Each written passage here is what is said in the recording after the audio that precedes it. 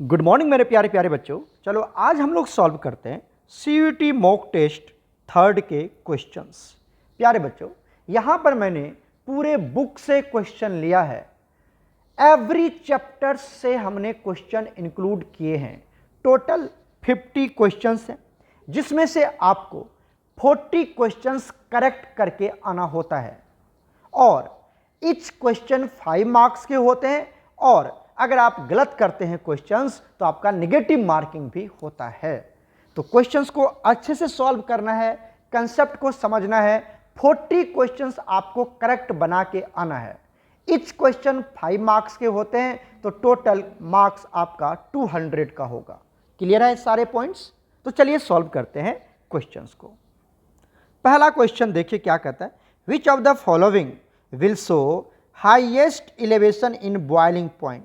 Highest elevation in boiling point, ये question कहता है। अच्छा, इसका मतलब हुआ कि ये एलिवेशन इन बॉइलिंग पॉइंट का क्वेश्चन है ना। तो एलिवेशन इन बॉइलिंग पॉइंट क्या होता है? डेल्टा टीबी, यही तो होता है elevation in boiling point, is equal to होता है वेंटॉफ फैक्टर।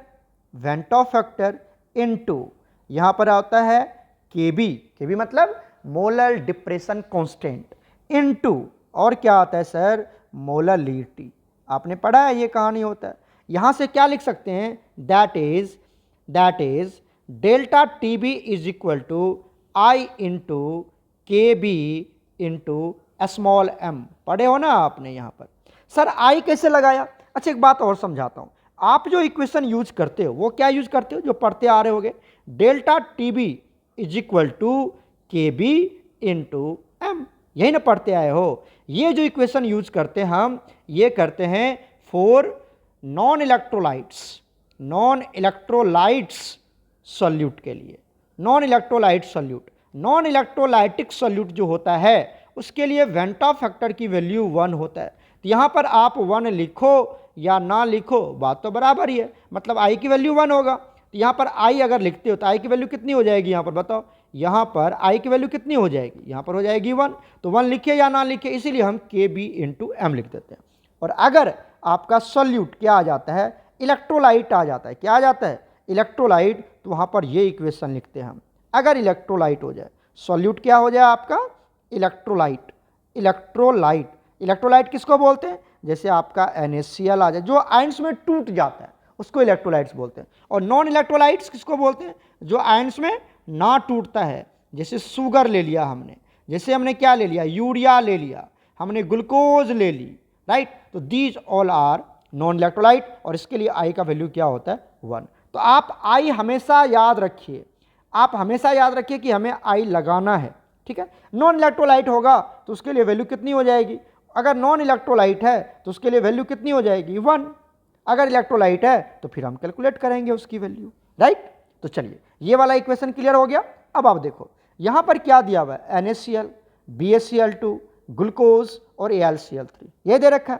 तो यहीं पर हम सॉल्व कर लेते हैं। बताओ, यहां पर देखो, इस क्वेश्चन में आपको बच्चा ना तो इस क्वेश्चन में ना तो आपको Kb की वैल्यू दे रखी है, ना तो मोलालिटी की वैल्यू दे रखी है। मतलब ये वाला टर्म, ये वाला जो ये जिसको मैं कलर कर रहा हूं, ये वाला टर्म डेल्टा टीबी को एक्सप्लेन नहीं करेगा। नहीं करेगा तो कौन करेगा सर? आई करेगा। इसका मतलब हुआ कि जिसकी आई की वैल्यू ज्यादा होगी उसकी डेल्टा टीबी क्या होगी? ज्यादा होगी। और जिसकी कम होगी उसकी कम होगी, राइट। डायरेक्ट प्रश्न हो गया। तो बताओ क्या हमारे पास? NaCl के लिए आई का वैल्यू मैं सीधा लिख देता हूं, आपको मैंने बहुत बार समझाया है। इसके लिए आई का वैल्यू हो जाता है 2, राइट। उसके बाद क्या हमारे पास? BaCl2 कितना आयन देगा? 2 क्लोरीन का और 1 Ba का। तो इसके लिए आई का वैल्यू कितना हो गया? 3, राइट। उसके बाद क्या हमारे पास? ग्लूकोज। ग्लूकोज क्या है सर? अभी बताया था नॉन इलेक्ट्रोलाइट है। तो इसके लिए आई का वैल्यू कितना हो जाएगा? 1।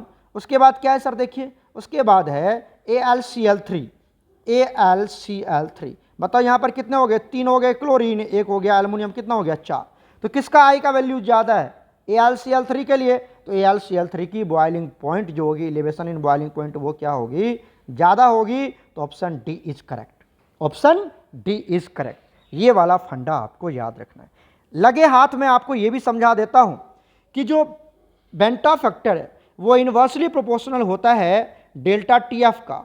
डेल्टा TF, मतलब ये वाली कहानी भी याद रखना, depression in freezing point, depression in freezing point, जिसमें I की वैल्यू ज़्यादा होगी उसमें फ्रीजिंग पॉइंट डिप्रेशन क्या होगा, कम होगा। ये उल्टा हो जाता है, ये उल्टा हो जाता है। और इलेवेशन इन बॉइलिंग पॉइंट में डायरेक्टली प्रोपोर्शनल होता है, ये वाली कहानी याद रखिए आना। इलेवेशन इन बॉइलिंग पॉइंट में डायरेक्टली प्रोपोर्शनल और डिप्रेशन इन फ्रीजिंग पॉइंट में इन्वर्सली प्रोपोर्शनल होता है। राइट, क्लियर है? चलते हैं आगे। क्वेश्चन नंबर 2 देखिए, Henry law constant. Henry law constant, Henry law constant को किससे नोट किया जाता है बताओ? KH से। किससे नोट किया जाता है? KH से नोट किया जाता है हेनरी लॉ कांस्टेंट, इसी को बोलते हैं। फॉर अ गैस इंक्रीजेस, अब बताओ ये कहां से आया सर? मतलब ये हेनरी लॉ का क्वेश्चन है। हेनरी लॉ क्या कहता है बताओ? हेनरी लॉ कहता है कि P of gas is equal to KH of Henry constant into mole fraction of that gas, ये तो कहता है हेनरी लॉ। यहां से हम क्या करते बच्चा, KH की वैल्यू को बाहर निकाल लेते हैं। तो KH को बाहर निकालिए, यहां से KH को बाहर निकाल लिया तो KH की वैल्यू क्या होगी बताओ? KH की वैल्यू हो जाएगी partial pressure of gas divided by mole fraction of gas. और मैंने एक बात आपको बताई थी कि मोल फ्रैक्शन को ही हम क्या बोलते हैं? सॉल्युबिलिटी बोल देते हैं। यहां पर याद रखना, बहुत तरह के न्यूमेरिकल्स यहां पे सॉल्व करवाया मैंने आपको, इसी को सॉल्युबिलिटी बोलते हैं। क्या क्या रिलेशन है बताओ? इधर इधर देखो, कहां देख रहे हो? KH और सॉल्युबिलिटी ऑफ गैस में क्या रिलेशन है बताओ? कि अगर KH की वैल्यू बढ़ जाए या अगर आपको KH की वैल्यू इंक्रीज हो जाए तो बताओ सॉल्युबिलिटी क्या हो जाएगा? डिक्रीज हो जाएगा। सॉल्युबिलिटी क्या हो जाएगा? डिक्रीज हो जाएगा। तो कौन सा ऑप्शन होगा बताओ? हेनरी लॉ कांस्टेंट की वैल्यू क्या हो रही है? इंक्रीज हो रहा है। क्या हो रहा है? इंक्रीज हो रहा है। मतलब सॉल्युबिलिटी ऑफ गैस क्या हो जाएगा? डिक्रीज हो जाएगा। Option D is correct. एक बात और याद रखिए कि यहां पर जो टेम्परेचर होता है वो भी डायरेक्टली प्रोपोर्शनल होता है KH का, वो भी डायरेक्टली प्रोपोर्शनल होता है KH का। ठीक है, मतलब अगर आप टेम्परेचर बढ़ाते हो तो KH की वैल्यू बढ़ जाता है, टेम्परेचर बढ़ाते हो तो KH का वैल्यू बढ़ जाता है।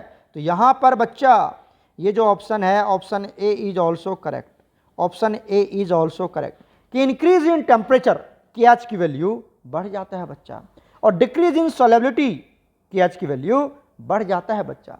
ये कहानी आपको याद रखना है। हेनरी लॉ आपने पढ़ा है, पढ़े हो ना 12th में हेनरी लॉ सॉल्यूशन चैप्टर में, वही उसी का क्वेश्चन है। ठीक है, क्लियर है? चलते हैं आगे।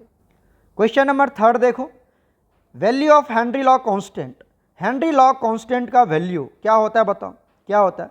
Larger for higher solubility. नहीं उल्टा होता है ना सर, इनवर्सली प्रोपोर्शनल होता है, इनवर्सली प्रोपोर्शनल होता है ना सॉल्युबिलिटी का। कहाँ गए? इधर देखो, इधर क्या होता है? सॉल्युबिलिटी अगर डिक्रीज कर रहा है तो KH की वैल्यू इंक्रीज कर जाएगा, KH की वैल्यू इंक्रीज कर जाएगा। तो इनवर्सली प्रोपोर्शनल है ना।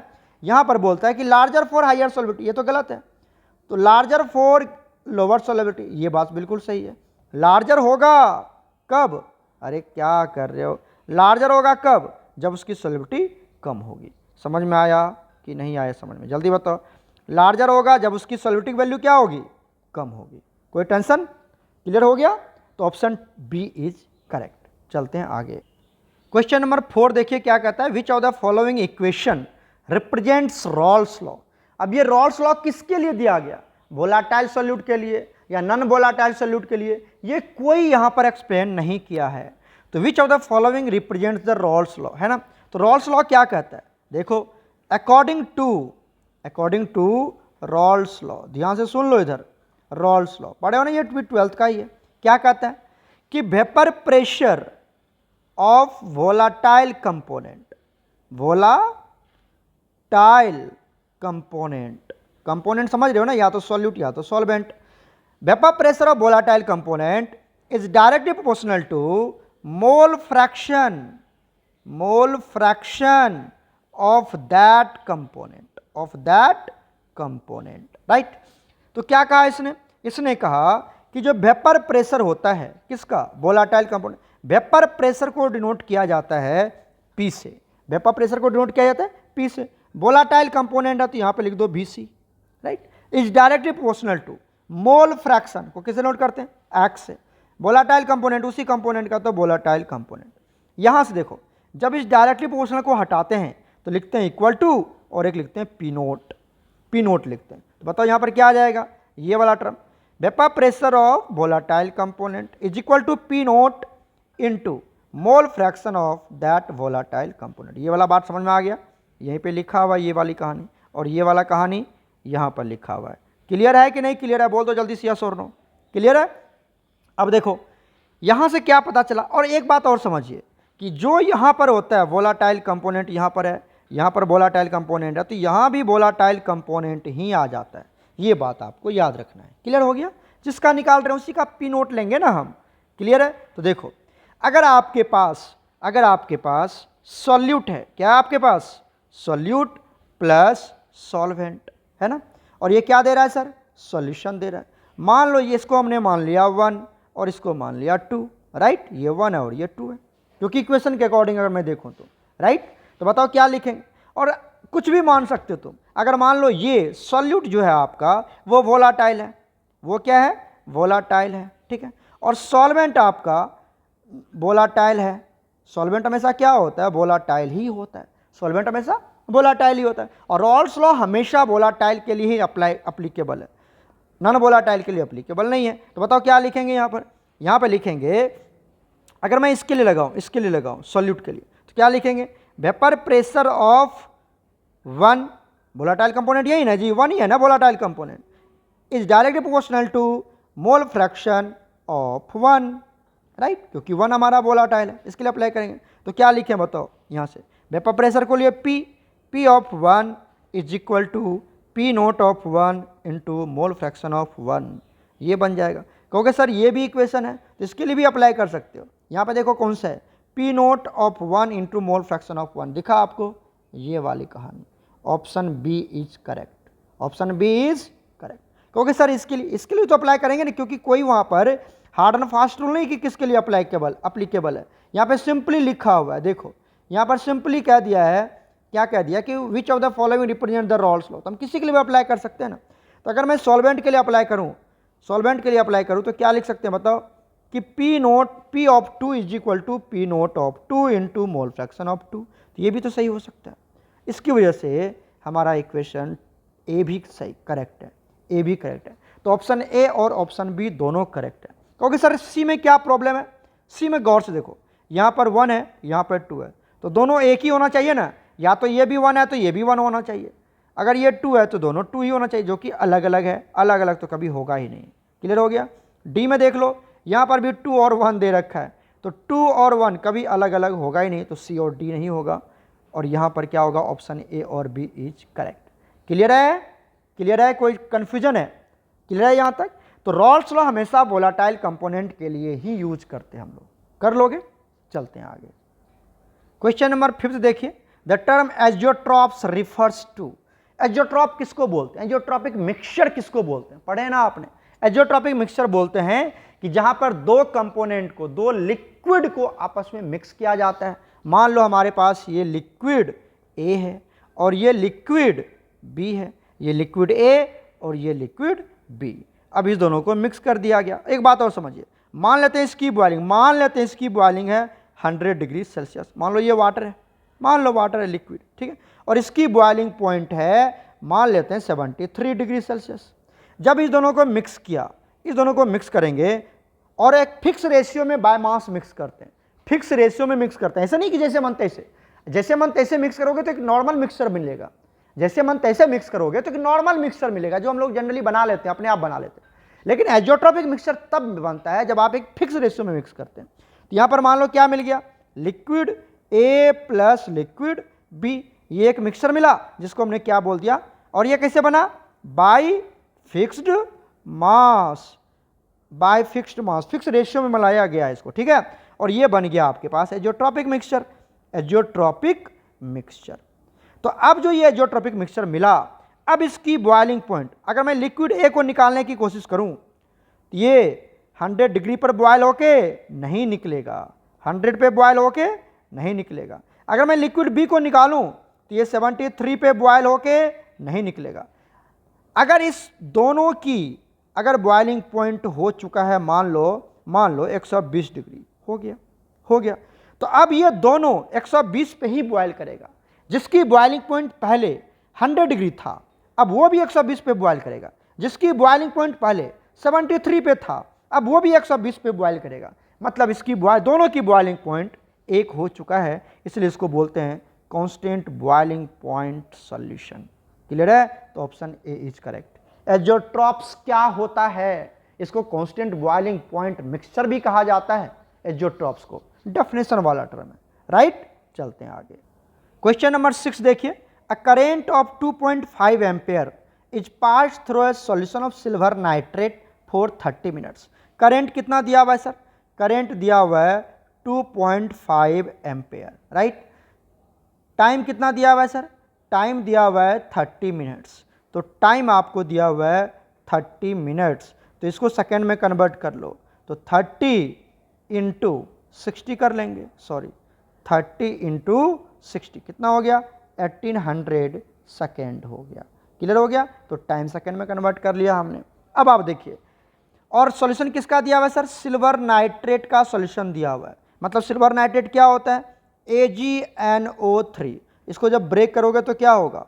Ag plus plus NO3 minus. कितना इलेक्ट्रॉन का ट्रांसफर और लॉस हो रहा है? कितना इलेक्ट्रॉन का लॉस और गेन हो रहा है? बताओ जल्दी से।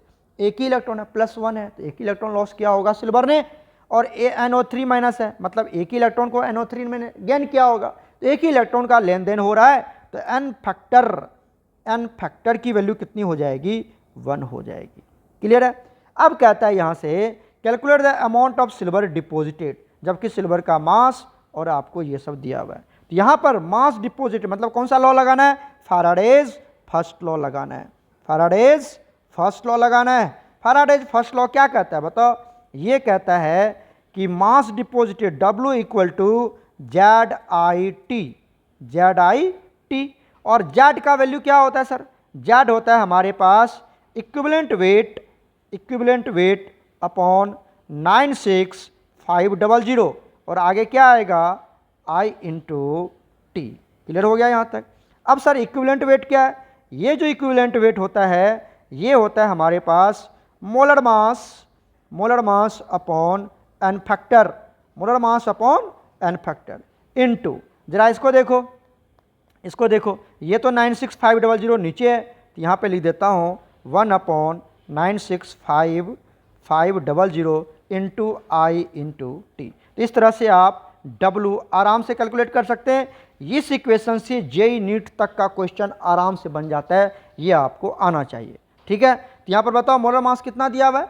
मोलर मास दिया हुआ है आप देखिए 107.87। तो यहाँ से W निकालते हैं, 107.8 डिवाइडेड बाई एन फैक्टर की वैल्यू 1 इंटू 1/96500 इंटू I का वैल्यू कितना है? 2.8, करंट कितना है? 1800, राइट। इसको जब सॉल्व करेंगे तो यहाँ से W का वैल्यू आपको कितना आ जाएगा बच्चा? बताओ। ये W का वैल्यू आ जाएगा आपको, यही है ना जी, 2.5 एम्पेयर। ठीक है, यहाँ से W का वैल्यू आ जाएगा 5.03 ग्राम। इतना मास ऑफ सिल्वर क्या होगा? Deposited at cathode. निकाल लोगे कि नहीं निकाल लोगे? बताओ, निकाल लोगे? तो ये वाला फॉर्मूला ना आप याद कर लो, molar mass by n factor 1/96500 I into T. JEE NEET CUT कोई भी क्वेश्चन हो ये आराम से बन जाएगा। और कैसे डेरिवेशन किया हमने ये मैंने आपको समझाने की कोशिश की। यहाँ जो Z होता है ये होता है इक्विवेलेंट वेट अपॉन 96500, 96500 ये होता है एंड Z का वैल्यू। और जब Z हो गया तो यहाँ से अब आ गया इक्विवेलेंट वेट इक्वल टू होता है मोलर वेट या molar mass upon n factor.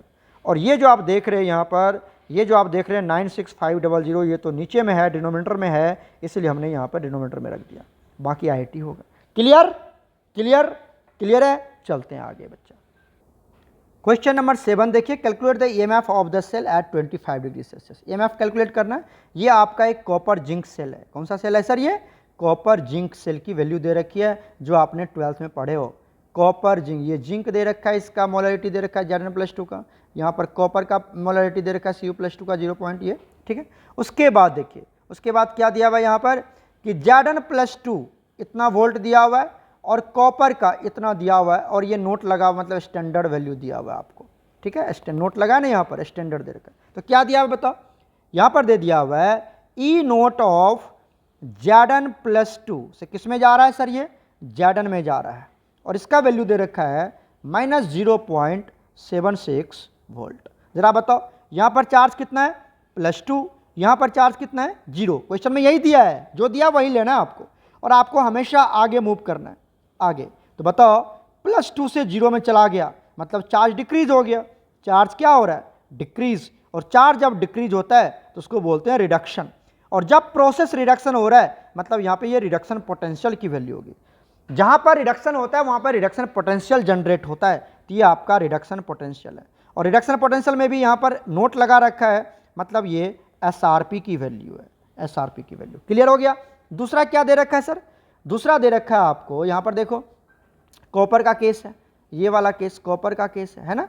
क्या दिया हुआ है कि E नोट ऑफ Cu + 2 किस में जा रहा है सर, Cu में जा रहा है। इसकी वैल्यू कितना दे रखा है, +0.3434 वोल्ट, ये दे रखा है। अब जरा सोचो यहाँ पर ये कितना दे रखा है +2, और यहाँ पर कुछ नहीं है तो 0 है ना। तो ये क्या हो गया, फिर से डिक्रीज हो रहा है, तो रिडक्शन। आगे जाना है सर, पीछे मत मुड़ना सर, पीछे नहीं जा सकता हूँ, नहीं नहीं नहीं, पीछे अलाउ नहीं है, आगे चेक करना होता है आपको। क्लियर। तो 0 हो रहा है, तो यहाँ पर क्या हो रहा है, डिडक्शन, +2 से 0, चार्ज डिक्रीज हो गया, रिडक्शन। तो मतलब ये भी कौन सा पोटेंशियल है सर, ये भी रिडक्शन पोटेंशियल है, और नोट दे रखा है, मतलब ये भी रिडक्शन पोटेंशियल ही है, SRP है। क्लियर हो गया। अब यहाँ से हम क्या, मैं EMF ऑफ सेल निकाल सकता हूँ, EMF E naught of cell निकाल सकता हूँ। फॉर्मूला क्या होता है, E cathode minus E anode, पढ़े हो ना। और यहाँ पर कौन सा पोटेंशियल लेते हैं हम, रिडक्शन पोटेंशियल, और यहाँ भी क्या लेते हैं हम, रिडक्शन पोटेंशियल लेते हैं। और नोट है तो नोट लगा दो। क्लियर हो गया क्या, बताओ। कॉपर जिंक सेल में, ऐसे तो रूल अलग है पहचानने का, बट आप समझिए, आपको याद ही होगा कि कॉपर जिंक सेल में ये जो जिंक वाला पार्ट है, जिंक किसके तरह बिहेव करता है, एनोड की तरह बिहेव करता है, जिंक एनोड। और जो कॉपर होता है वो किसके तरह बिहेव करता है, कैथोड की, क्योंकि कॉपर जिंक से नीचे आता है इलेक्ट्रोकेमिकल सीरीज में, और जो नीचे आता है वो कैथोड की तरह बिहेव करता है। तो कॉपर कैथोड और जिंक ऊपर आता है इलेक्ट्रोकेमिकल सीरीज में कॉपर से, इसीलिए एनोड की तरह बिहेव करेगा। तो यहाँ पर ले लो, आपको लेना है कैथोड कौन है, कॉपर है, उसकी रिएक्शन पोटेंशियल कितनी है यहाँ, तो +0.34 वोल्ट, यहाँ पर लगा दिया माइनस। अब आ जाओ, हाँ पर आपको लेना है एनोड किसका है सर, जिंक का है, वैल्यू कितना दे रखा है -0 पॉइंट, यहाँ पर ले देते हैं -0.76 वोल्ट। क्लियर हो गया क्या, यहाँ तक क्लियर है। तो यहाँ से बताइए E नोट ऑफ सेल की वैल्यू कितनी हो जाएगी, इस दोनों को जब ऐड करोगे तो ये वैल्यू आ जाएगा आपका 1.1 वोल्ट। और अगर आपको याद हो तो आपने जरूर पढ़ा होगा, कॉपर जिंक सेल का जो EMF का वैल्यू होता है वो 1.1 वोल्ट होता है, परमानेंटली होता है। क्लियर है, इतना ही होता है। अब ये निकल गया। अब आपसे E नोट ऑफ सेल नहीं पूछ रहा था sir, E naught of cell नहीं पूछ रहा है, आपसे पूछ रहा है स्टैंडर्ड। अगर आपको देता है यहाँ पर स्टैंडर्ड EMF ऑफ सेल निकालिए, तब तो आंसर मिल गया, तब तो आंसर निकल गया सर। लेकिन स्टैंडर्ड वर्ड यूज नहीं किया, यहाँ पर आपको पूछ रहा है EMF, मतलब ये कौन सा पूछ रहा है, ई सेल पूछ रहा है, ई सेल पूछ रहा है। ई नोट सेल नहीं पूछ रहा है सर, ई सेल पूछ रहा है, तो ई सेल निकालना है। तो बताओ ई सेल कैसे निकालेंगे सर, तो इसको निकालेंगे हम नस्ट इक्वेशन से। तो नस्ट इक्वेशन क्या कहता है कि E cell equal to E naught cell minus 0.0591 divided by n log concentration of anode divided by concentration of cathode. यही नहीं कहता है जी, यही कहता है। बताओ जल्दी से, यहां से ई सेल इक्वल टू क्या होता है, ई नोट ऑफ सेल की वैल्यू अभी निकाला था हमने, याद है कितना निकाला था, 1.1 वोल्ट। तो यहां लिख देते हैं 1.1, ठीक है, माइनस इसको आप ये वाला जो वैल्यू है, 0.059, इसको आप लिख सकते हैं 0.06 डिवाइडेड बाई n। 591 है ना जी, तो इसको 6 बना दिया, कौन इतना वैल्यू याद रखता है। तो 0.06 भी आप आराम से लिख के कैलकुलेशन कर सकते हो। यहाँ पे लिख दिया लॉग। और बताओ कंसंट्रेशन ऑफ एनोड कौन है, जिंक, याद है ना। इसकी कंसंट्रेशन बताओ कितनी है, जिंक की कंसंट्रेशन, इधर देखो, इधर जिंक की कंसंट्रेशन कितनी है बताओ, जिंक दिखा, Zn+2 की, सॉलिड का नहीं लेते, इसका मत ले लेना, ये यहाँ पे Zn आएगा, तो इसका मत ले लेना बच्चा, ये नहीं लेते हम, सॉलिड का नहीं लेते। यहाँ पर कितना है बताओ, 0.1 है, यहाँ पर कितना वैल्यू पुट करेंगे, 0.1 डिवाइडेड बाई कैथोड कौन है, ये आपका कैथोड है, और इसकी कंसंट्रेशन कितनी है, क्योंकि सर Cu सॉलिड, सॉलिड की कंसंट्रेशन नहीं लेते, इसका 1 मान लेते हैं, तो ये कितना हो गया 0.01, यहाँ पे 0.01 ले लिया। क्लियर है? तो यहाँ से क्या आ गया, E cell equal to 1.1 minus, इसको जब सॉल्व करोगे कितना आएगा बताओ, 0.03। अच्छा सर एन फैक्टर, अच्छा n factor sir, copper zinc cell में आपको याद होगा कि कॉपर क्या होता है, +2 होता है, तो ये 2 इलेक्ट्रॉन ले गेन करेगा, क्या बना लेगा, Cu solid. M I right? बात करते हैं जिंक, जिंक किस में जाता है, Zn+2 में, साथ में 2 इलेक्ट्रॉन का लॉस करता है। बताओ कितने इलेक्ट्रॉन का लेन देन हो रहा है जी, 2 इलेक्ट्रॉन का लेन देन हो रहा है, तो एन फैक्टर की वैल्यू कितनी हो जाएगी, एन फैक्टर की वैल्यू आ जाएगी 2, इसलिए हमने यहाँ पर एन फैक्टर की वैल्यू कितना रख दी, 2 रख दिया, तो ये वैल्यू आ जाएगा 0.03। क्लियर? क्लियर है? इसको इरेज कर देता हूँ मैं, ये तो पता होगा ना आपको। अब आप देखिए यहाँ से, इसका यहाँ पर आ गया लॉग, और ये पॉइंट गया तो नीचे में आ गया 10, और ये पॉइंट चला गया तो ऊपर में आ गया 100, तो 1 0 कट गया, तो यहाँ पर सिर्फ क्या बचेगा, log 10 ही बचेगा। log 10 का वैल्यू कितना होता है, 1 होता है, log 10 का वैल्यू 1 होता है। तो क्या बना, E cell equal to 1.1 minus 1 से मल्टीप्लाई कर दो 0.03, तो इसका वैल्यू आ जाएगा 1.07 वोल्ट, 1.07 वोल्ट। और किस में आएगा, ये प्लस में आएगा, माइनस में नहीं आएगा। देख लो कहाँ पर आंसर है, 1.07 वोल्ट, तो option A is correct. Clear है बच्चा? तो इस तरह से निकालना, वीडियो को पॉज करना, और अगर आपको समझ में नहीं आता तो बार बार इसको देखना, इस तरह से सॉल्व किया जाएगा। ये वाला फॉर्मूला आपको हमेशा लर्न होना चाहिए। स्टैंडर्ड ईएमएफ या कोई भी EMF of cell, E cathode minus E anode, और दोनों में रिडक्शन पोटेंशियल लेते हैं हम लोग। क्लियर है? चलते हैं आगे। Question number 8, which of the following statements about the lead storage battery, lead storage cell, उसी को हम लेड एसिड बैटरी भी बोलते हैं, इज फॉल्स। देखो लेड स्टोरेज बैटरी है ना, लेड स्टोरेज बैटरी, इसको हम लोग बोलते हैं इन्वर्टर की बैटरी। इन्वर्टर की बैटरी जो हमारे घर में होता है, इन्वर्टर की बैटरी बोलते हैं इसको। और इन्वर्टर की बैटरी क्या होता है, चार्जेबल या रिचार्जेबल, बताओ बताओ बताओ, क्या होता है सर, क्या होता है, चार्जेबल होता है। क्या होता है, चार्जेबल होता है। और जो चार्जेबल होता है उसको बोलते हैं हम सेकेंडरी सेल। क्या बोलते हैं उसको, सेकेंडरी सेल बोलते हैं।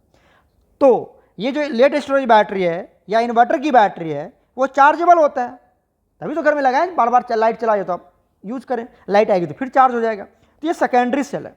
तो आप याद रखिएगा, lead storage battery secondary cell है। या H2O2 fuel cell, H2O2 fuel cell, ये भी आपका चार्जेबल होता है, स्पेस में यूज करते हैं, तो ये भी सेकेंडरी सेल है। ठीक है, तो यहाँ पर कहता है जो लेड स्टोरेज बैटरी है वो क्या होगा सर, प्राइमरी सेल है क्या, गलत है, तो फॉल्स ढूंढ रहा है, ये गलत है, ये सेकेंडरी सेल है, प्राइमरी सेल नहीं है। प्राइमरीसेल किसको बोलते हैं, नॉट चार्जेबल, नॉट चार्जेबल, जो चार्जेबल नहीं है। जैसे आपका हो गया लेक्लेंचे सेल, लेक्लेंचे सेल, इसी को हम बोलते हैं ड्राई सेल, इसी को बोलते हैं ड्राई सेल। ड्राई सेल देखे हो, जो बैटरी हम लोग टॉर्च में यूज करते हैं, टॉर्च में यूज करते हैं, dry cell. Nippo Eveready का बैटरी आता था, ये इसी को लेक्लेंचे सेल बोलते हैं, ड्राई सेल बोलते हैं। या मरकरी सेल, मरकरी सेल, ये सब आता है आपके पास नॉट चार्जेबल। और जो नॉट चार्जेबल होता है उसको बोलते हैं हम प्राइमरी सेल, प्राइमरी सेल बोलते हैं, जिसको चार्ज नहीं कर सकते, एक बार यूज हो गया खत्म हो गया फेंक दो उसको। ठीक है, क्लियर हो गया, तो ऑप्शन ए इज करेक्ट, मतलब ये फॉल्स है इसके रिगार्डिंग, लेड स्टोरेज बैटरी के रिगार्डिंग। चलते हैं आगे।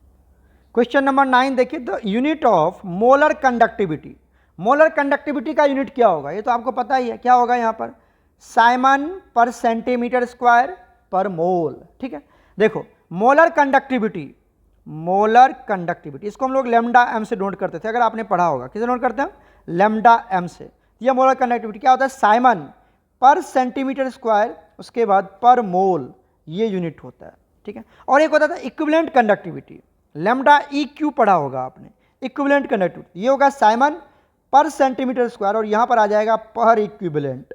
बस इतना ही याद रखना आपको, ये बहुत बार नीट समय आया हुआ क्वेश्चन है बच्चा, नीट समय आया हुआ यूनिट पूछ लेता है, तो आप ऐसे याद कर लीजिएगा। यहाँ पर आपको पर मोल आ जाएगा मोलर के केस में, यहाँ पर इक्विवेलेंट आ जाता है इक्विवेलेंट के केस में। राइट, चलते हैं आगे। Question number 10, what is the value of standard electrode potential for SHE। SHE मतलब क्या होता है सर, SHE, SHE पढ़े हो ना, इसको बोलते हैं हम standard hydrogen electrode, standard hydrogen electrode. जहाँ पर प्लेटिनम का यूज किया जाता है, HCl यूज किया जाता है एज एन इलेक्ट्रोलाइट, और प्लेटिनम का रॉड यूज किया जाता है। पढ़े होंगे SHE। इसको सिंपल हाइड्रोजन इलेक्ट्रोड या स्टैंडर्ड हाइड्रोजन इलेक्ट्रोड भी बोलते हैं, नॉर्मल हाइड्रोजन इलेक्ट्रोड भी बोलते हैं, NHE भी बोला जाता है इसको, NHE नॉर्मल हाइड्रोजन इलेक्ट्रोड। इस केस में याद रखिएगा, इस केस में SRP की वैल्यू, स्टैंडर्ड रिडक्शन पोटेंशियल की वैल्यू क्या होती है? 0। क्या होती है? 0। मतलब यहाँ पर E नोट और यहाँ पर रिडक्शन करवानी है तो क्या लेंगे बताओ? यहाँ पर ले लेते हैं हम H प्लस, और किस में कन्वर्ट हो जाएगा? ये H2, और यहाँ पर हाफ लगा दो, तो ये हो गया स्टैंडर्ड रिडक्शन पोटेंशियल की वैल्यू कितनी हो जाएगी? 0। क्लियर हो गया। और अगर मैं बात करूँ SOP की, SOP स्टैंडर्ड ऑक्सीडेशन पोटेंशियल कैसे लिखोगे?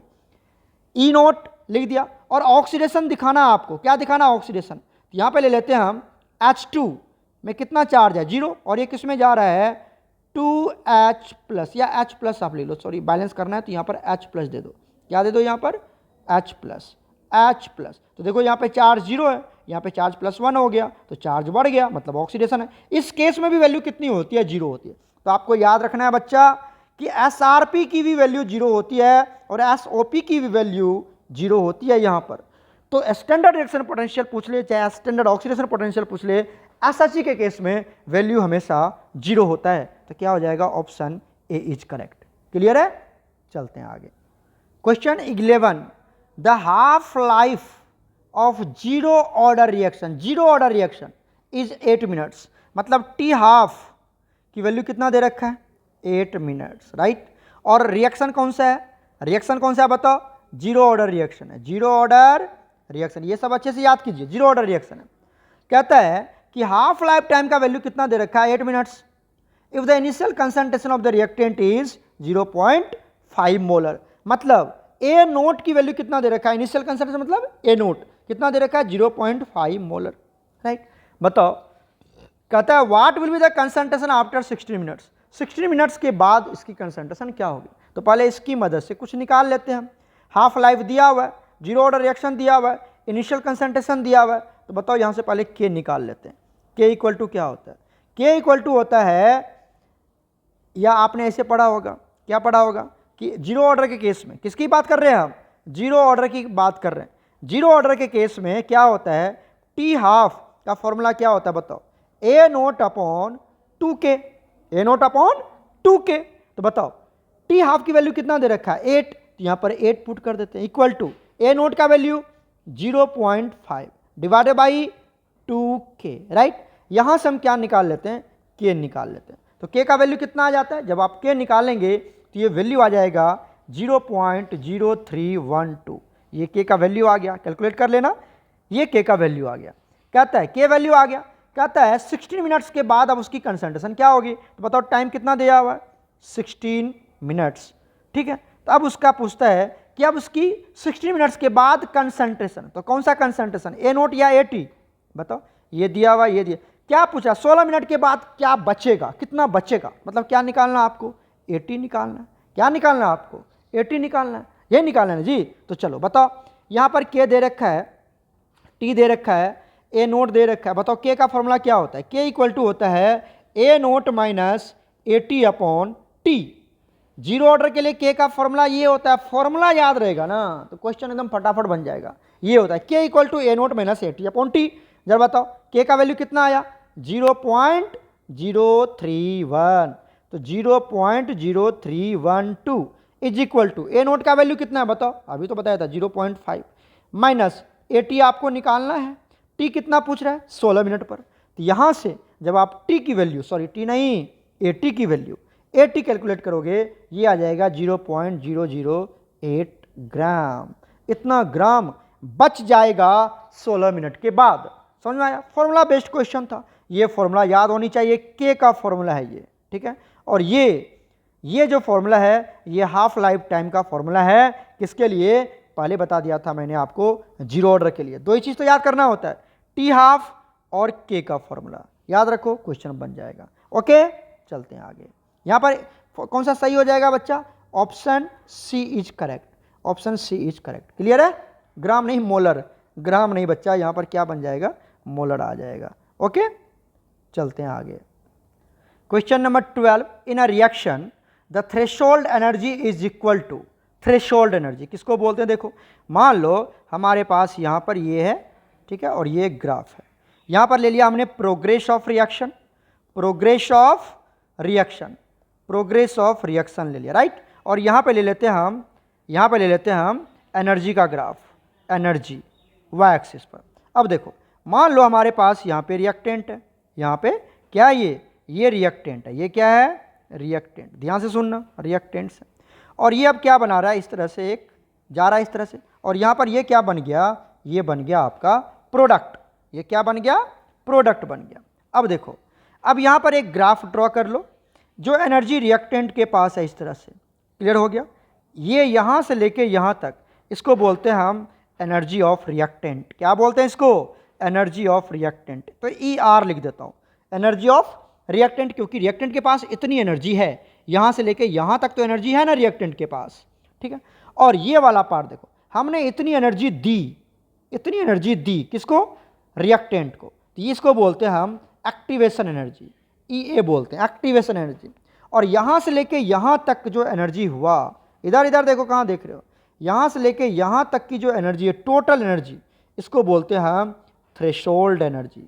ये पूरा का पूरा इसको क्या बोलते हैं हम, इसको बोलते हैं थ्रेशोल्ड एनर्जी, थ्रेशोल्ड एनर्जी बोलते हैं इसको, थ्रेशोल्ड एनर्जी बोलते हैं। तो बताओ थ्रेशोल्ड एनर्जी किसके बराबर हो गया, ये एनर्जी प्लस ये एनर्जी, इस दोनों को जोड़ देंगे, पता चला। इधर इधर देखो एक्टिवेशन, ये क्या कौन सी एनर्जी है बताओ, एनर्जी ऑफ रिएक्टेंट, जिसको नॉर्मल एनर्जी बोल दो, ठीक है, और एक्टिवेशन एनर्जी, दोनों को जोड़ देंगे तो क्या निकल जाएगा हमारे पास, ये निकल जाएगा थ्रेशोल्ड एनर्जी। तो थ्रेशोल्ड एनर्जी किसके बराबर हो गया बताओ, एनर्जी ऑफ रिएक्टेंट मतलब नॉर्मल एनर्जी और एक्टिवेशन एनर्जी, दोनों को जोड़ देंगे तो activation energy plus normal energy of reactant, समझ में आई। तो option A is correct, option A is correct. चलते हैं आगे, question number 13, a zero order reaction is one, zero order reaction वो होता है whose rate is independent of, उसकी रेट ऑफ रिएक्शन इंडिपेंडेंट होता है।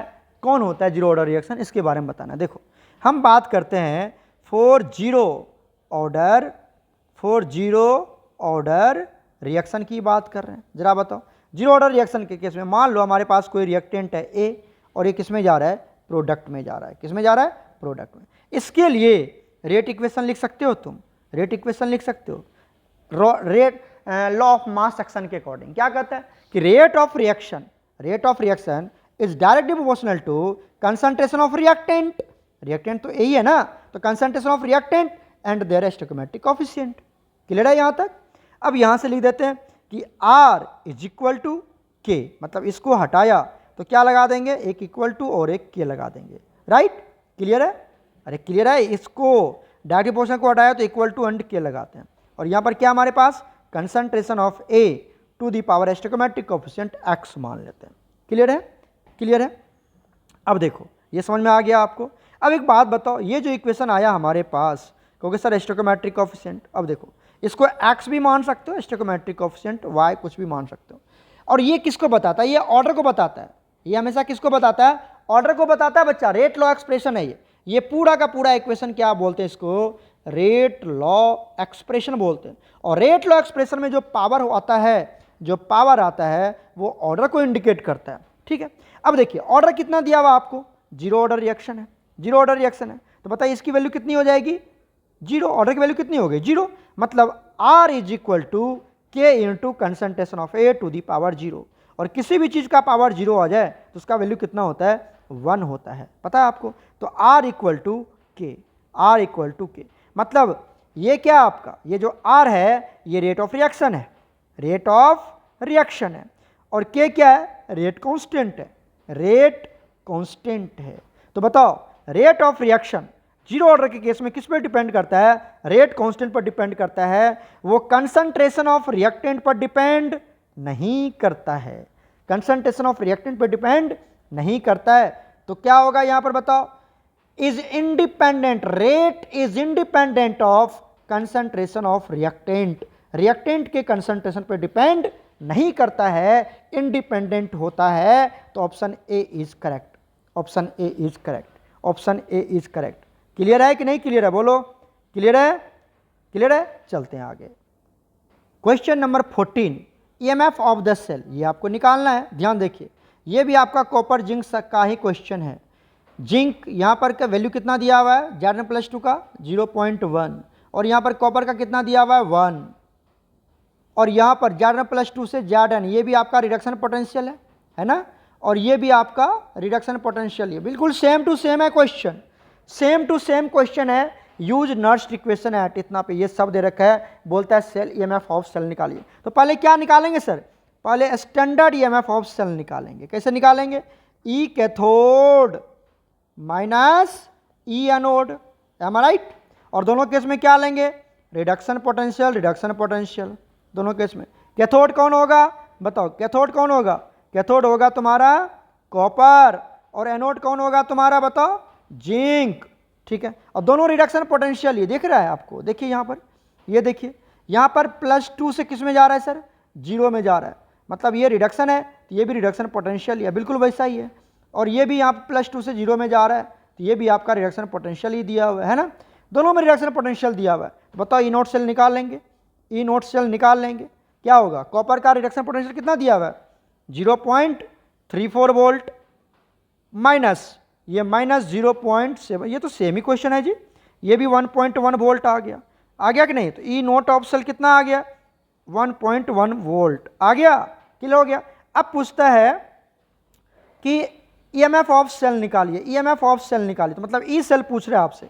ई सेल कैसे निकालते हैं, E naught cell minus 0.06 divided by n log concentration of anode की ion divided by concentration of cathode की ion, am I right, clear है। अरे वो तो वही क्वेश्चन है, 1.1 minus 0.06 divided by copper zinc cell है, एन फैक्टर की वैल्यू बोलो बोलो 2, और यहाँ पर आ गया लॉग। अब ये कंसंट्रेशन ऑफ एनोड कितनी है, इधर देखो कंसंट्रेशन, जिंक बनेगा ना एनोड, जिंक बनेगा ना एनोड, कितना होगा बताओ, जिंक पे कितना दिया हुआ है 0.1, तो यहाँ पे कर देते हैं 0.1, और कॉपर, कॉपर केस में कितना दिया बताओ, +2 में 1 दिया हुआ है, क्लियर हो गया। तो ये यहाँ से चला गया, नीचे आ जाएगा 10, राइट। तो ये कितना आ जाएगा यहाँ से, ये आ जाएगा E cell equal to E naught cell, sorry E naught cell का वैल्यू पुट कर दो ना, कितना आएगा यहाँ पर आ जाएगा 1.1 माइनस 0.03, इसको सॉल्व करोगे तो 0.03 हो जाएगा। यहाँ पर आ जाएगा लॉग, और ये आ जाएगा 10 टू दी पावर -1। अरे नीचे में आएगा ना 10, अरे कितना सॉल्व करें, 1/10 आएगा ना, तो ये 1/10 को ऊपर ले जाओ तो क्या बनेगा 10 to the power -1, 10 to the power -1 बनेगा।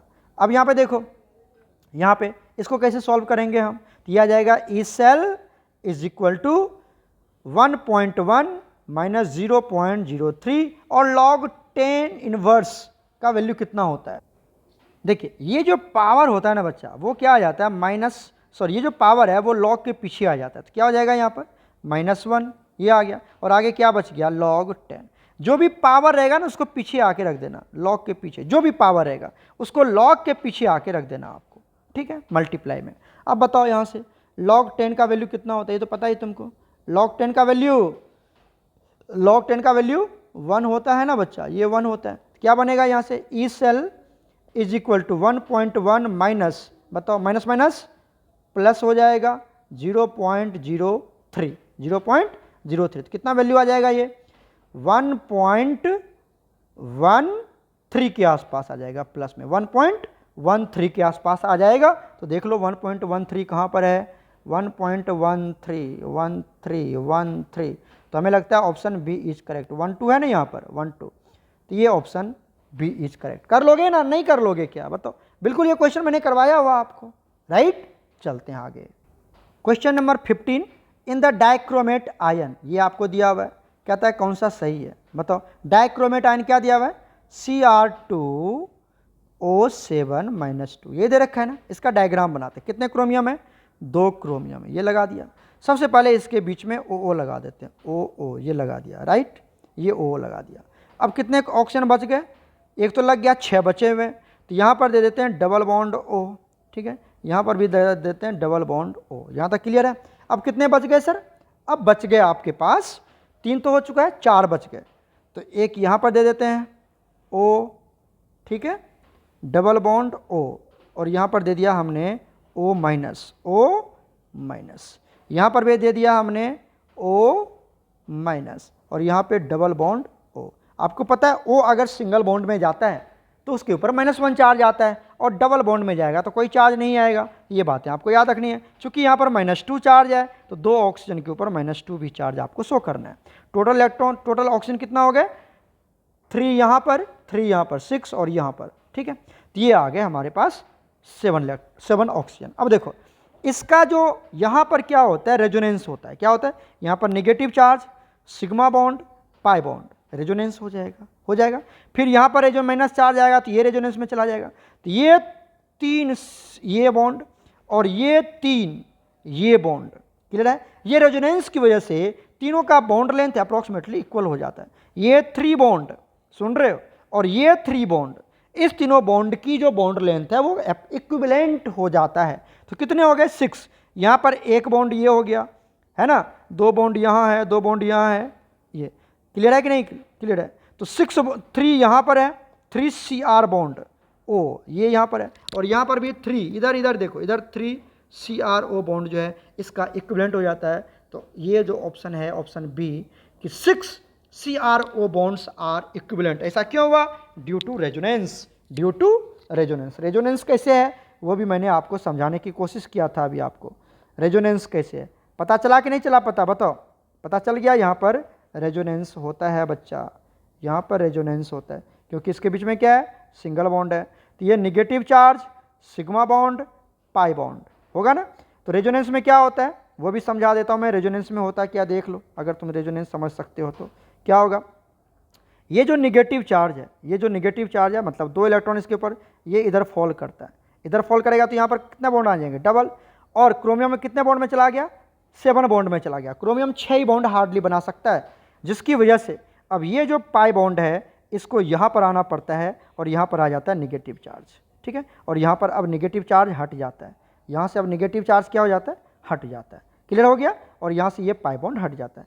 अब फिर क्या होगा? फिर से रेजोनेंस शो करेगा। ये निगेटिव चार्ज यहाँ फॉल करेगा, और ये फिर से ये जो पाई बॉन्ड है ये फिर इसके ऊपर आ जाता है। इस तरह से तीनों रेजोनेंस शो करता है, और तीनों की बॉन्ड लेंथ अप्रॉक्सीमेटली इक्वल हो जाता है। तो ऑप्शन बी इज करेक्ट। चलते हैं आगे। क्वेश्चन नंबर 16 देखिए। In a reaction with excess KI के साथ रिएक्शन करवाना है। 1 mole of acidified K2Cr2O7 will liberate dash mole of I2। कितना मोल I2 का लिबरेट करेगा? क्या दे रखा है आपके पास? आपके पास दे रखा है K2Cr2O7। तो हम आयोनिक इक्वेशन लिखते हैं, यहाँ से 2K+ को भगा दो, ये भाग गया, तो इसके ऊपर कौन सा चार्ज आएगा? -2 आएगा। अभी भी बताया था मैंने आपको। तो Cr2O7 -2, ठीक है। ये किसके साथ रिएक्शन करता है? एसिडिक मीडियम में रिएक्शन करता है, तो H+ लेंगे एसिडिक मीडियम के लिए। और किसके साथ? देखो KI के साथ, KI है ना, KI है, देखा, KI। तो I मतलब क्या लेंगे यहाँ पर? I- ले लेते हैं, इसके साथ रिएक्शन करेगा। क्या बना लेगा यहाँ से बताओ? देखो ये H+ एसिडिक मीडियम को रिप्रेजेंट करता है, I- कहाँ से आया? KI से आया। जब ये रिएक्शन करता है एसिडिक मीडियम में, तो ये जो K2Cr2O7 है ये अपने आप को रेड्यूस कर लेता है। क्या करता है? ये रेड्यूस कर लेता है, Cr+3 में कन्वर्ट हो जाता है, प्लस ये जो I है ये हो जाता है I2 में कन्वर्ट हो जाता है, और ये जो H+ है ये H+ H2O में कन्वर्ट हो जाता है। बैलेंसिंग करके आप देखोगे तो तब पता चलेगा आपको, ऐसे पता नहीं चलेगा, ठीक है। और जब इसको आप बैलेंस करेंगे बच्चा, जब इसको आप बैलेंस करेंगे तो यहाँ पर आता है, हमने अपने बच्चा को पढ़ाया था, अगर आप हमारे बच्चे होंगे तो ज़रूर याद होगा आपको। यहाँ पर आता है 14H+, कितने आते हैं? 14H+ आता है, क्योंकि यहाँ पर 7H+ ये है, ठीक है। और यहाँ पर भी क्या आ जाता है? 7H2O आ जाता है, 7H2O आ जाता है। तो यहाँ पर आ जाता है हमारे पास टोटल 14H+ बैलेंस करने के बाद, ठीक है। यहाँ पर क्रोमियम 2 है तो यहाँ पर 2 लगा देते हैं, 2 क्रोमियम हो जाता है, ठीक है। यहाँ पर 7H2O आता है, और I2 को जब बैलेंस करोगे तो यहाँ पर आता है 3I2, मतलब यहाँ पर आएगा 6I-। कितना आएगा? 6I- आएगा। तो I2 कितना प्रोड्यूस होता है बच्चा? 3I2 प्रोड्यूस होता है, मतलब 3 मोल्स ऑफ I2 बनता है, तो 3 बनेगा। तो option C is correct, option C is correct. क्योंकि सर ये बैलेंस कैसे कर लिया आपने, तो बैलेंस अगर मैं बताऊं तो 8-10 मिनट लग जाएंगे बैलेंसिंग करने में। इसको रिडॉक्स का पार्ट है ये, 8-10 मिनट लग जाएंगे, तो उसी में लेक्चर खत्म हो जाएगा। तो आप इसको बैलेंसिंग करना बच्चा, कि एसिडिक मीडियम में K2Cr2O7 एसिडिक मीडियम में कन्वर्ट हो जाता है Cr+3 में, पढ़ाया गया होगा आपको, है ना। अब I- किस में ऑक्सीडाइज हो जाता है, I2 में, मतलब खुद रेड्यूस होता है, खुद क्या होता है यहाँ पर, खुद रेड्यूस होता है, और दूसरे को I- को क्या कर देता है, ऑक्सीडाइज कर देता है, तभी तो ऑक्सीडाइजिंग एजेंट है। नहीं है, क्लियर है, और ये बैलेंसिंग का पार्ट है, क्लियर है ना, कर लोगे इतना। तो ये वीडियो थोड़ा लेंदी हो रहा है, 50 मिनट क्रॉस कर चुका है। क्वेश्चन नंबर 17 से हम नेक्स्ट वीडियो में आपको सॉल्व करके बताएंगे, ठीक है। ओके बच्चा, गॉड ब्लेस यू ऑल।